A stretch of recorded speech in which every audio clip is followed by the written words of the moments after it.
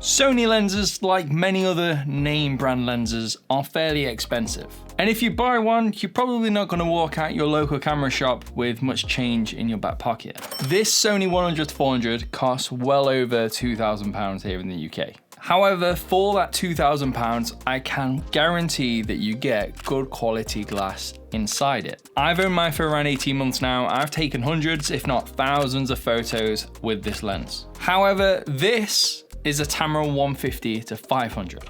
Roughly the same focal range, if anything, an extra 100mm on the top end. And this lens costs around about half the price that this one does. Is this lens really half the quality that this one is?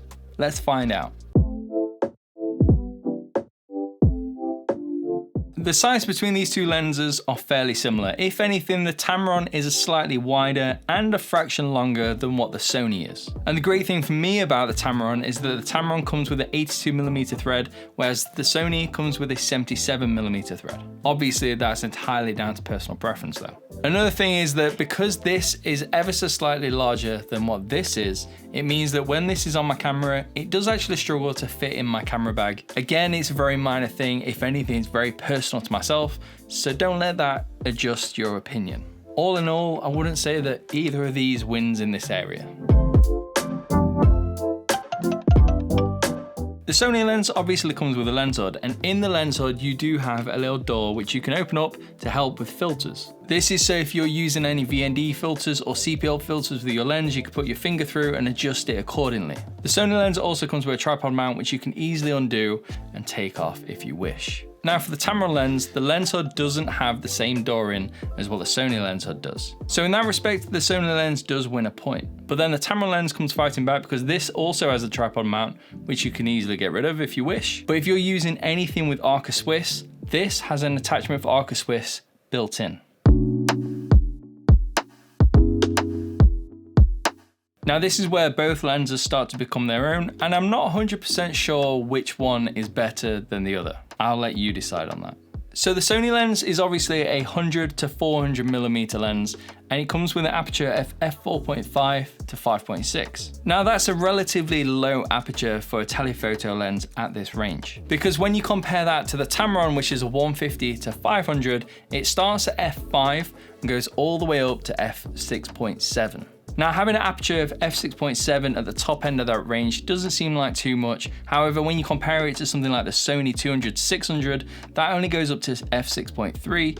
And then when you look at the similarly priced Sigma 150-600, that also only goes up to f6.3. But I'll come back to that in a little while. The stabilization from the Sony lens is fairly stable. When it comes to photography, this always seems to lock onto the subject and be really stable. You can move the camera around a fair bit and you don't actually see that in any of the footage or the image. Now the Tamron compared to the Sony isn't quite as good, but it's still fairly acceptable. The Tamron comes with 3 different modes of what they call vibration compensation. They've got mode 1, which is fairly standard, mode 2, which is for panning, and mode 3, which is for framing priority. They all perform perfectly okay, but there isn't anything which really stands out to me as being incredible. I used the framing priority a couple of weeks ago when I was photographing superbikes, and that's meant to be able to keep your subject roughly in the center of the frame or within the frame itself. This isn't a scientific test at all, but if I'm honest, I wouldn't say it's much better than what it was when we were using the standard setting. And it's kind of a similar situation when it comes around to the focusing. The Sony is the clear winner with this,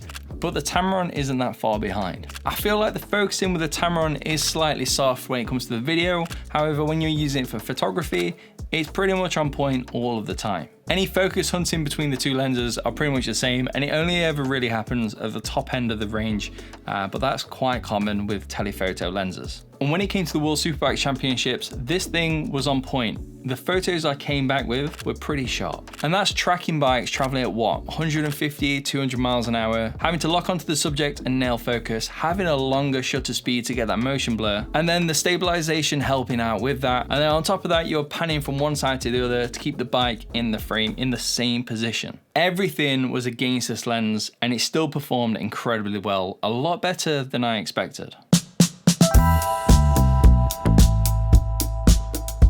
Again, when it comes to image quality, Sony is obviously better. I say this because I feel like the Tamron is slightly softer around the edges or especially in the corners. part of me wants to just turn around and say, how often do you have your subject in the corner of your frame and hoping that it's going to be sharp?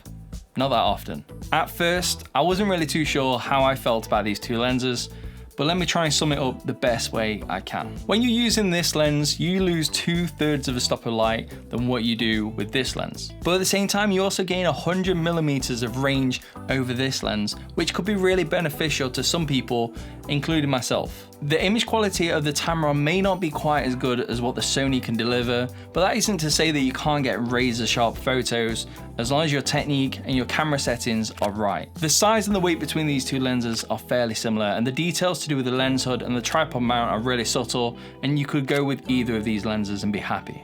However, the big thing is that this lens is half the price of what the Sony is. And for some people who's just wanting a really nice telephoto lens, but not wanting to break the bank and still have a little bit of money in the back pocket, this is perfectly acceptable to get the photos you need. Earlier on, I briefly mentioned the Sigma 150 to 600. You can get that lens for a similar price to what you would pay to get this Tamron lens. However, the Sigma lens, as we all know, is much larger than both of these lenses and a considerable amount heavier. However, keeping the weight and the size down is something that really makes me want to keep using these small compact telephoto lenses rather than going out and buying something like the Sigma 150 to 600 or even the Sony 200 to 600. But ultimately, it's entirely down to what you prioritize in your creative workflow. So with that being said, I will happily sit here and say, this is a lens to be considered if you don't want to go out and pay all the money that you will for this. Do expect some limitations, do expect some decrease in image quality. However, for the price that you're actually paying for this lens, it's certainly not bad.